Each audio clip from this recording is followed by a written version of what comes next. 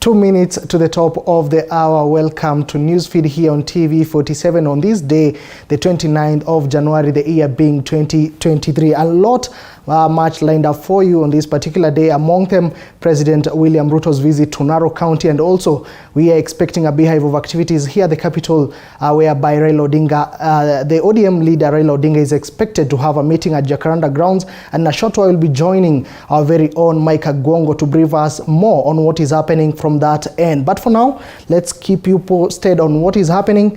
Welcome to the bulletin. I'm Moige William. Now, kicking off our bulletin, Narok area leader led by their Governor Patrick Ole Ntutu have outlined their wish list projects, including road infrastructure and boreholes that they want implemented by President William Ruto. The leaders were speaking in Ole Ntimama Stadium for an interdenominational church service where the head of state and his deputy Rigathi Gachagua are in attendance. Since he was sworn in, Ruto has been touring various parts of the country, thanking Kenyans for voting him in, while at the same time partnering with the church. The function is currently happening. Let's cross over and listen in. Shida ambayo inatokana na wafugaji ambao waliweza kuchukua pesa katika AFC na wakawa hawana chochote ya kuweza kulipa yale pesa ya AFC. Ninakuomba rais, mnapoketi, ninakuomba sana uweze kuweza waive AFC katika kaunti zote 3 ya Wamasai, kwa sababu ni shida. Hatuwezi sasa kuweza kulipa hizi pesa kwa serikali. Ya pili, Mheshimiwa Sungu yamezungumza hapa. Tumeona kazi mzuri ya wiano kwamba kaunti ya Narok imeleta upamoja, wameweza kuwa pamoja na wamejileta pamoja hata katika hii hali ya maombi. Tunakuomba pia kuja Kajiado, tumeungana na wachungaji wa Kajiado. Nimeona wazee wengi hapa, wachungaji wa Kajiado hapa, waimbaji wa Kajiado wamefika hapa ili tuweze kukuunga mkono katika kazi hii. Tunakualika Kajiado pia, karibu, na Mungu atatubariki sisi wote pia. Asante, Mungu akubariki sana. Asante sana Senator. Mheshimiwa Rais, nikifikia hapo nimtambue tu aliyekuwa mbunge mteule wetu Mheshimiwa Sosion. Nimemuona, atupungie mkono hapo. Asante. Watu ya Narok, hamjambo. Hebu nipungieni mkono hivi. Bwana Yesu asifiwe. Asante. Mimi Mheshimiwa Rais, asante Mheshimiwa Rais, najulishwa pia tuko na our former senator, mzee wetu Mheshimiwa Senator Ole Ntutu, ndugu ya governor yetu. Tumpigie makofi. Asante.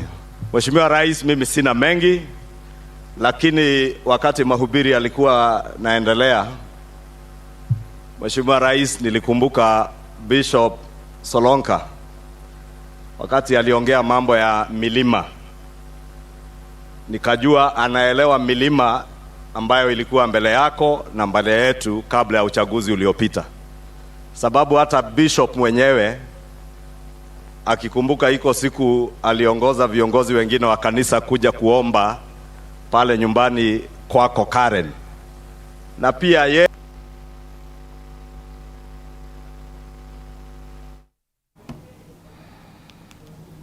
Well, that was a member of parliament for Kikuyu, Kimani Ichung'wah, who is accompanying President William Ruto and his deputy Rigathi Gachagua. Now, moving on, religious leaders and elders of the Kaya community in Kwale County have called on Azimio leader Raila Odinga to agree with the court decision that upheld the win of William Ruto as the 5th president of the republic in the last general election. Speaking to journalists in Kombani area, the leaders have asked Odinga to respect the decision of the Supreme Court by justifying Ruto's victory in the election result, questioning public meeting that is expected to be led by Odinga in Nairobi, adding it will destabilize peace.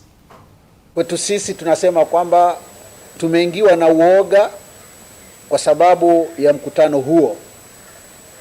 Uoga wetu ni kwamba kwanza serikali uchumi wake kwa sasa bado ni wa kujikokota. Huo ndio uoga wetu. Tunasema lao kutafanyika kikao hicho na yale ambayo yanafikiwa basi huenda uchumi tukaona kwamba unaweza kuzorota zaidi, kwa sababu waegezaji huenda wasipatikane na kuegeza katika mali zao katika nchi hii ya Kenya. Lakini nchi ikikosa amani, unakuta neno la Mungu pia limekosa amani. Na tunaomba kama vile tumesimama na tumekuja kuhusikana pamoja ya kwamba lile ambalo limetangazwa na tumelisikia watu wa Kwale, tunasimama kusema kama inawezekana ya kwamba kiongozi wa Azimio akubali yale yalitokea, yale anaofikiria ama yale ambayo anatarajia kuyafanya. Kwanza akumbuke katika nchi hii kuna wazee wale ambao wanajiweza na kuna wazee wale ambao hawajiwezi, hali zao sawa sawa na vile watoto ama wamama. Endapo maneno haya ama mazungumzo haya yatatibuka, basi akumbuke atakuwa ameathiri sehemu kubwa ya wazee. Now shifting gears to matters security, due to increased insecurity in Chesagon along West Pokot and Elgeyo Marakwet border, activists in West Pokot County now want the government to move with speed to restore normalcy. Led by Domitila Chesang, the activists have decried on the high cases of insecurity in the area, saying women and young girls are the most affected. So far, Interior Cabinet Secretary Kithure Kindiki has declared banditry as a major problem affecting the country at the moment. Ningependa kuzungumza kusema kwamba wakati ambapo hakuna amani katika jamii yetu, yule mwadhiriwa ama yule ambaye anadhirika zaidi ni mama na watoto. Sana sana wakati kama huu ambao watoto wasichana wameface a lot of challenges, so hiyo mambo ya insecurity inachangia yale ambayo wanapitia already, because already the girl child is vulnerable. So imagine mambo na ukeketaji, mambo na ndoa za mapema, alafu to top up with insecurity. So mtoto wa kike ako katika hali ambayo si nzuri, and no wonder that is why pia hata umeona kwa ile matokeo ya juzi ya mtihani wa kidato cha 4, watoto wasichana hawaje tupatia matokeo mazuri. Ilikuwa very disappointing, very discouraging, but this is all contributed ama inakuwa attributed to the fact that the girl child is very vulnerable, is highly exposed at the moment kwa mambo na insecurity.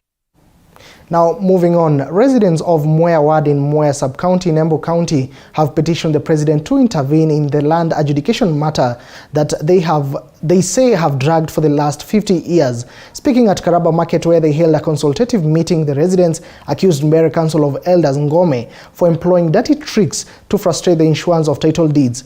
Through their local leaders, the residents claim that 95% of land in the new Mwea Sub-County did not have title deeds issued.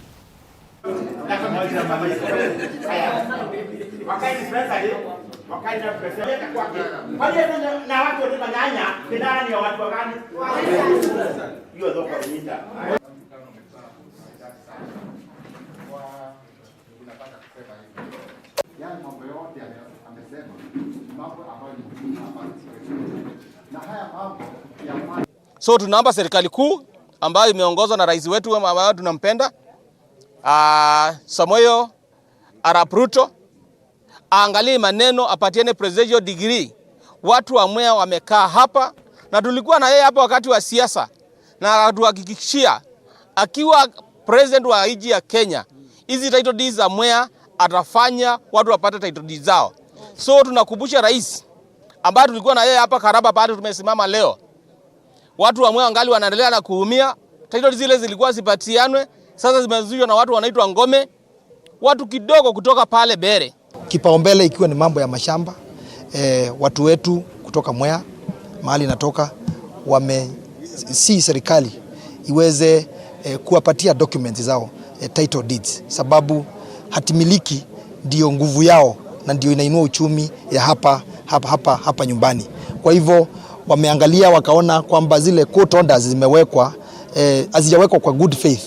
Kwa hivyo wanasi serikali, wanataka serikali iangalie, ingilio mambo, tuone vile inaweza kutatuliwa na watu wapate titles. Still keeping tabs with matters land, the Nyahururu Workers Housing Group in Nyahururu Town is now calling on the national government to reinforce strict laws governing land ownership in the country to protect them from land grabbers. The group has been in a long tussle with alleged land grabbers over pieces of land along Manguo River. Nyahururu Workers Housing Group insist they are rightful owners. Led by their chairperson, Nderito Mureithi, the group has taken the matter with relevant authorities to address the situation.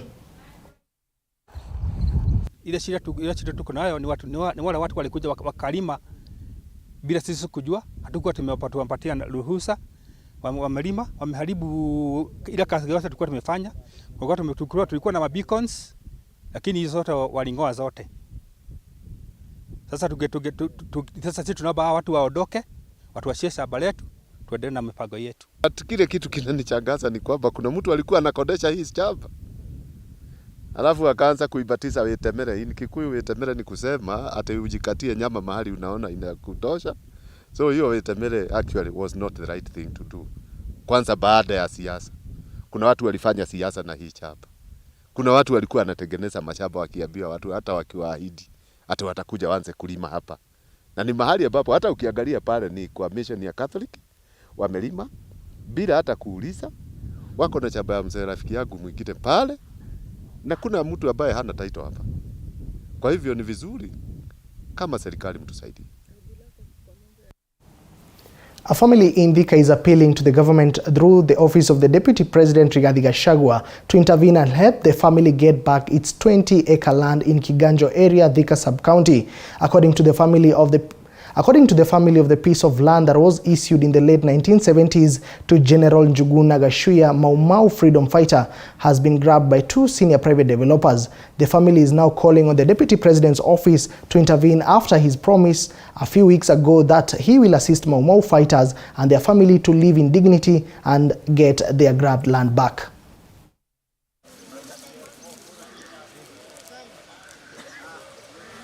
Wazazi wetu walipewa na serikali kama watu wengine, lakini imeingiliwa na watu wengine ambao wamekuja hapa, wamejenga wall, wamelima. Sisi hatuna pahali pa kulima, hatuna pahali pa kujenga, hatukusoma kwa sababu wazee wetu walikuwa wanapigania uhuru.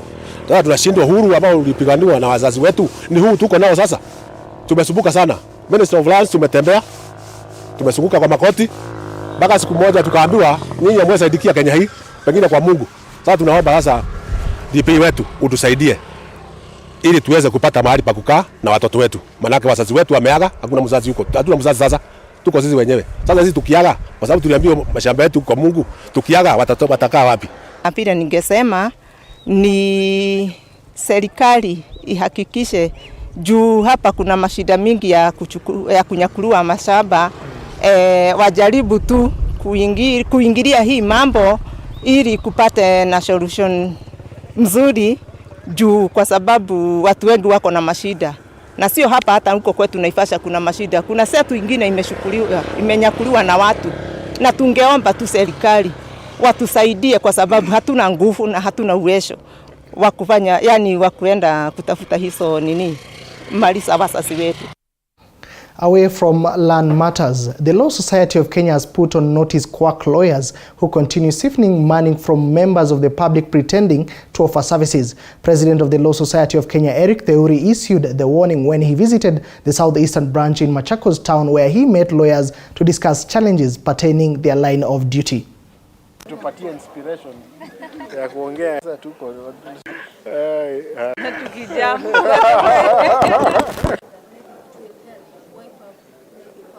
We are extremely saddened that despite the fact that we extended an invitation or rather made a request to meet the county lands team, they declined to meet us.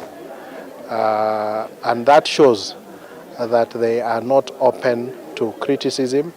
They are not open to improving their services, because the advocates who attend the registry and the members of the public are crying that they are not getting services. And the true test of servant leadership is to be able to accept that feedback from your customers. If the customers say that you are not delivering a good service, you need to listen and to look at them and explain to them if you have any challenges. And so we are dismayed by the action of the county lands team from refusing to meet the Council of the Law Society. Property whose value is estimated to be over 5 million shillings was consumed to ashes last evening in Naivasha, Nakuru County, following a fire started by someone trying to burn waste. Our reporter Willie Dennis Njiru with that story. It was a scene not witnessed here in the recent past as huge clouds billowed for hundreds of meters from this homestead located at Lakeview Estate in Naivasha Saturday evening as hardware goods were consumed by a heavy inferno. Moto imesoma hapa kwangu ambaye imeasiswa na neiba wangu akisoma majani na anaona vile jua iko kali. Sasa moto ikaingia hata kwa store yangu inayejaa mali ya hardware yangu na ikasoma kabisa. The fire is said to have emanated from a neighbor whose worker intended to burn waste, and instead the fire spread quickly due to the strong winds and the dry conditions in the region. Mada alikuwa ametoka, hasa mimi nilikuwa nimeenda kufunga gate. Kufunga gate na vijana anakuja aniambia nifungulie gate niende nichome miba zingine nje. Hasa mimi kumfungulia na kufunga, nikakuja nikachota maji nienda kuoga. Kutoka nje naona ni defense imeshika kwenda kuita ango. Na tunajaribu kuzimia, tukajaribu kuzimia moto haizimi. Tumekata na mata maji na ikaisha kwa tabu.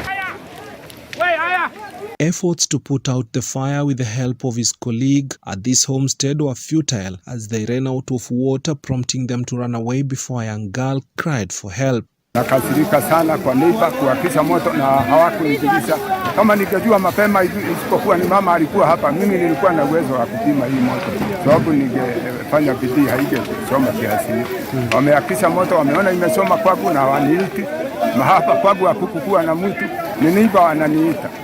The owner of the property, David Ndwega Gadhuru, said there was improper coordination in dealing with the inferno as it wouldn't have spread this far. Badala ya waone gari inakuja hapa kwangu kupima na mimi nimeita hii zimamoto.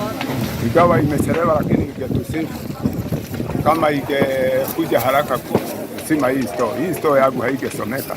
Wakasimama huku kwa nipa ingetuokoa, lakini sasa imeisha sasa. Hata sitaki hiyo watu ya pawa zimamoto wanakuja kufanya nini na hili hali imesomeka wakiangalia. The firefighters who responded to the fire were overwhelmed by the rising blaze as the fire equipment had just landed in town minutes before the incident, and the firefighters were yet to familiarize with it. Kama ya 4.6 million ndio imesomeka kwa hii store. Na hii unaona hapa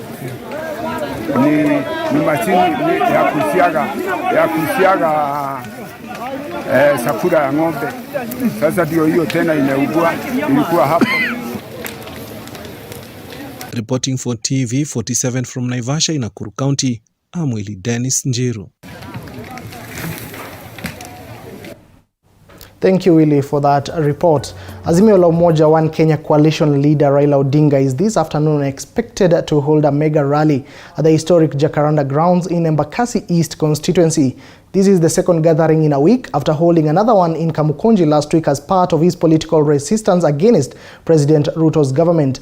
Odinga, Kalonzo and Mother Karua are currently attending a church service at Jesus Teaching Ministry in Embakasi before making their way to Jacaranda grounds.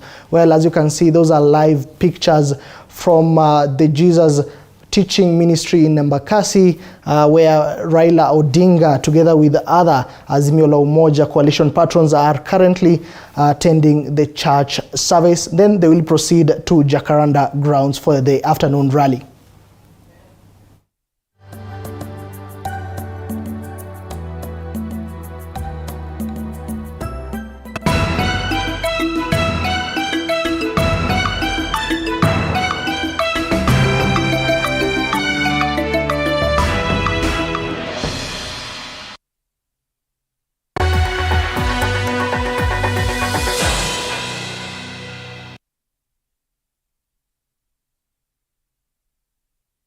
In 2009, All Saints has strived to nurture confident, responsible, and ambitious young men into future leaders. Located on 20 acres in a serene and conducive environment, some 4 kilometers from Embu Town Center, it's a modest, cost-friendly education center.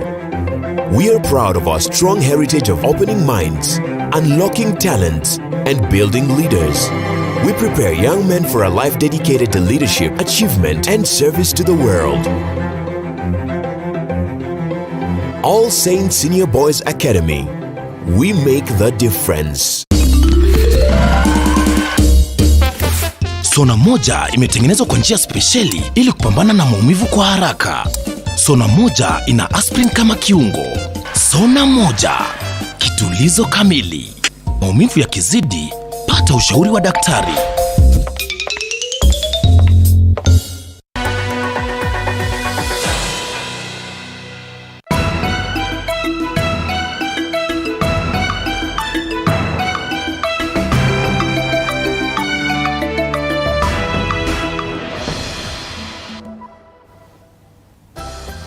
Thank you for keeping it TV47. Now, moving on, Mijikenda Kaya elders in Mombasa have performed a ceremonial ritual to endorse and bless Ali Hamisi Kitaka, who is vying for the chairmanship of the UDA party in Mombasa County. While lauding the move, the Mijikenda community has expressed confidence in Kitaka while calling upon him to champion for unity and community interest. The community has in recent past been facing landlessness issues, citing to be overlooked, and want the president to tackle that and many other challenges facing the Mijikenda community to factor out poverty and bring forth progress in their region.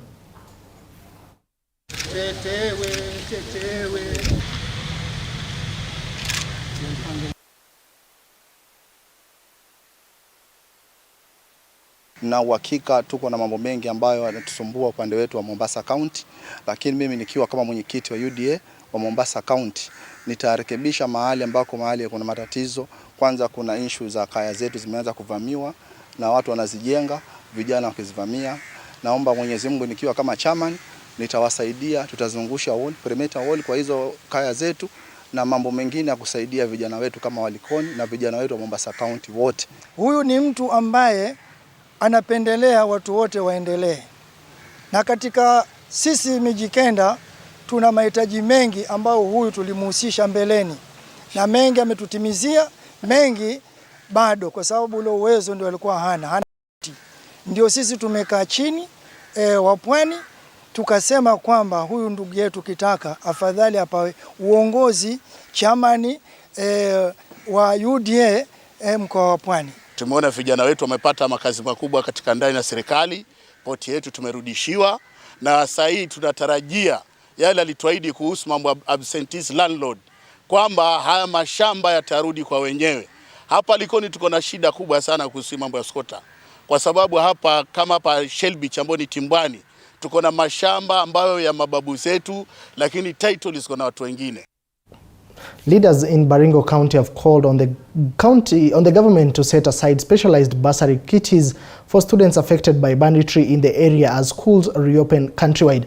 Speaking in Makutani Ward in Baringo South during Cabinet Secretary Kithure Kindiki's tour in the region, leaders led by Senator William Cheptumo say the decades of banditry attacks have subjected many parents to languish in poverty, making them unable to take their students to school. Cheptumo said the government should remove all guns from the hands of civilians in order to achieve a lasting peace in the area. At the same time, the CS assured the government commitment to have all schools that have been closed, among them Rugus, Ngelecha, Bato, Kimeto and Chepkesin, reopened.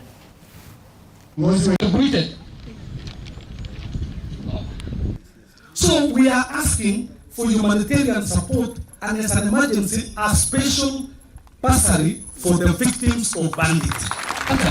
Yale maneno ambayo sisi tunaweza kufanya kama county tutasaidiana waziri.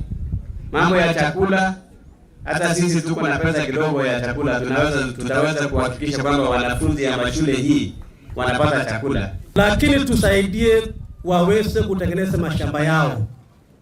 Wapewe tractor, wapewe mbegu, wapewe yale inatakikana ili wafanye mambo ya farming at least for now. Kuna shule zingine, sehemu nyingine katika hii area huko Ngelecha na kule kwingine ambazo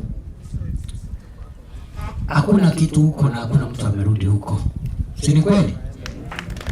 Kwa hiyo nataka nikubaliane na viongozi wale wameongea hapa ya kwamba nirudi siku ingine ili tuende hizo shule zingine tuhakikishe hata hizo zimefunguliwa kama vile hizi zimefunguliwa.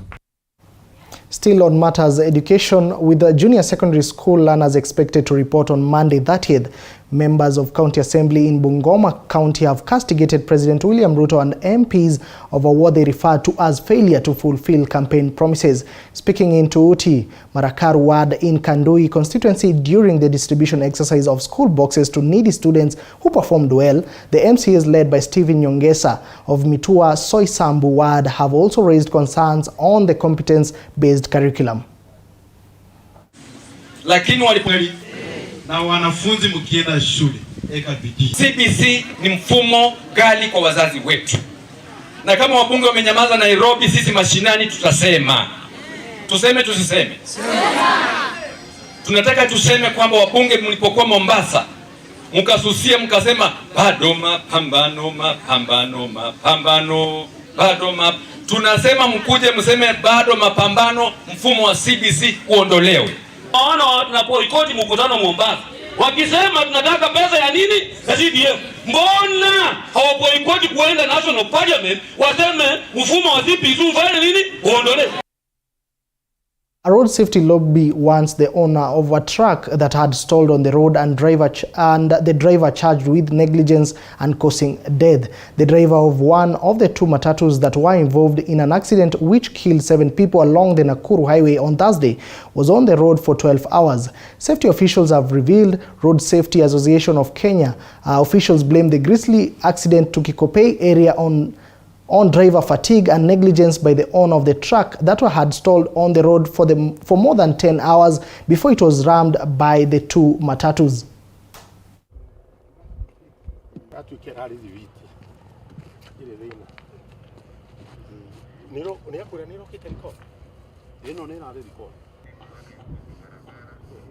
Geni ama kitu ambayo haijawahi tokea. Hili gari roli iliharibika. Na hili road lilipoharibika, sawa driver alijaribu kutoa kando, lakini haikutoka vile inavyostahili. Manake kwa barabara haistahili kuwa gari yoyote. Paka difu ilikuwa imetolewa na ilikuwa inaenda kutengenezwa. Gari itengenezewe kwa barabara. Ukiangalia sheria ambazo ziliwekwa, ni kwamba dereva anastahili kuendesha gari lake masaa 8. Lakini kwenye rekodi tumetoa kwenye system ya ile governor ilikuwa imewekwa ile gari, dereva hakuwa amepumzika. Hii gari imeonekana imekuwa for 12 hours iko kwa barabara ikienda. Kwa hivyo hii dereva hata wakati wa ajali ni kumaanisha huyu dereva alikuwa ashachoka. Kulingana na rekodi ile inatoka kwa platform zetu za tracking. At the point of clash, pale hizi gari zilikuta lori na zikagonga, ni kwamba hazikuwa na ile speed imepita kiasi. Hii moja ilikuwa at the point of clash ilikuwa speed ya 72 na hii ingine ilikuwa speed ya 70.